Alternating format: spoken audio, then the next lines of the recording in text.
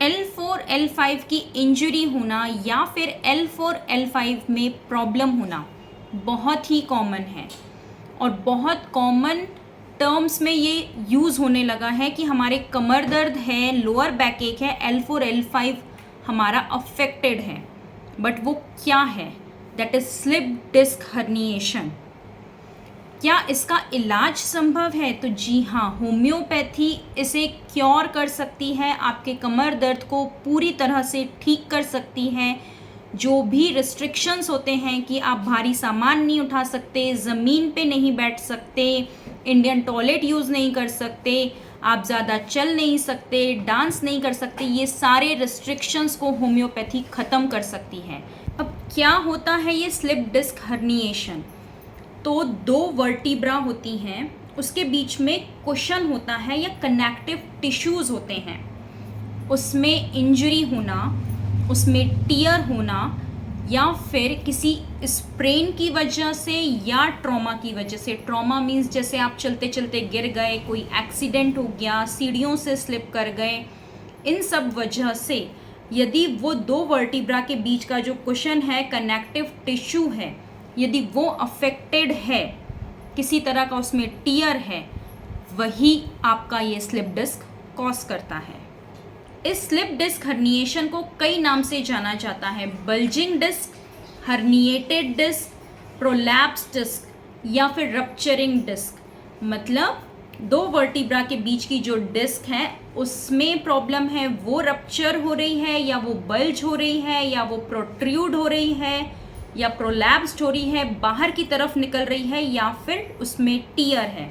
That is slip disc herniation. अब हम इसके लक्षणों की बात करते हैं।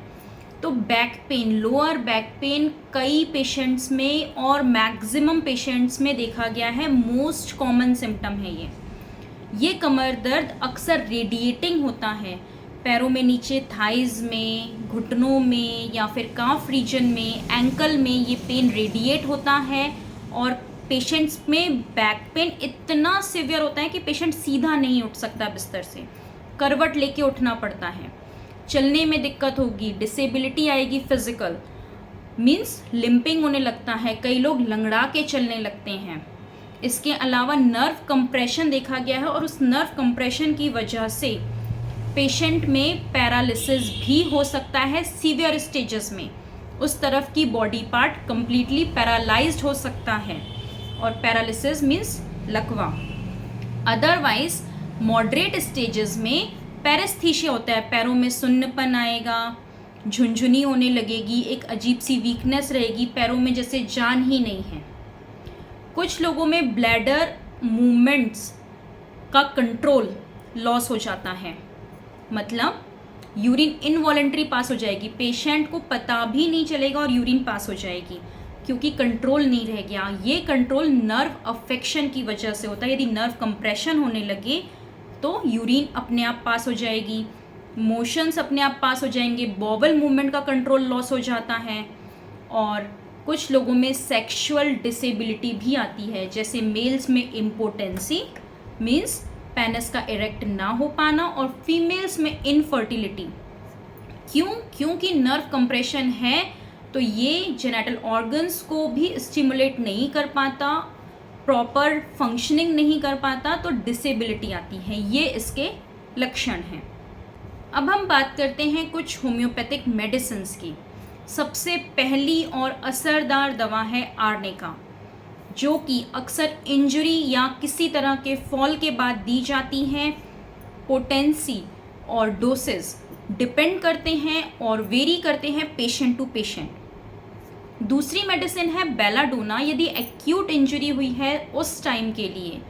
कुछ में रस्टॉक्स वर्क बहुत अच्छा करती है कि रस्टॉक्स में लोअर बैक पेन भी है और कंटिन्यू बहुत ज़्यादा बैठने के बाद पेशेंट चल नहीं पा रहे हैं, स्लिप डिस्क की प्रॉब्लम है, तो रस्टॉक्स के रिजल्ट्स बहुत अच्छे हैं। रूटा है, सिम्फाइटम है, हाइपेरिकम है, नेफेलियम है, कोलोसिंथ है, मैकफॉस है। ऐसी ढेरों दवाइयाँ हैं होम्योपैथी में जो कि स्लिप डिस्क को क्योर कर सकती हैं। बट ये patient to patient, person to person vary करती है। किस पर्सन को कौन सी होम्योपैथिक दवा लगनी है, ये एक प्रॉपर होम्योपैथिक डॉक्टर ही बता सकते हैं। आपको यदि रस्टॉक्स की ज़रूरत है और आप रूटा ले लें तो आपको मेडिसिन इफ़ेक्ट नहीं करेगी। इसके ट्रीटमेंट का जो तरीका है कि प्रॉपर आपका केस लिया जाए, आपकी मेंटल हिस्ट्री, आपकी फिजिकल हिस्ट्री, आपके फॉल की हिस्ट्री, सारा कुछ कलेक्ट करने के बाद एनालाइज करके जब मेडिसिन दी जाएगी तो रिजल्ट्स बेस्ट होंगे, क्योर बेस्ट होगा और बहुत जल्दी ही आप इस डिसीज से निजात पा पाएंगे। इसके लिए आप हमसे कांटेक्ट भी कर सकते हैं for appointment. Details are given here. Thank you, bye bye.